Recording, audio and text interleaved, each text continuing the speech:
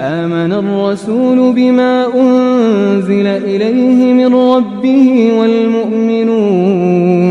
كل آمن بالله وملائكته وكتبه ورسله لا نفرق بين أحد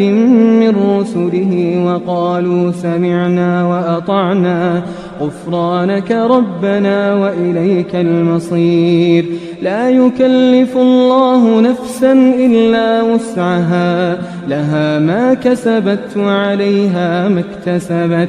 ربنا لا تؤاخذنا إن نسينا أو أخطأنا ربنا ولا تحمل علينا إصرا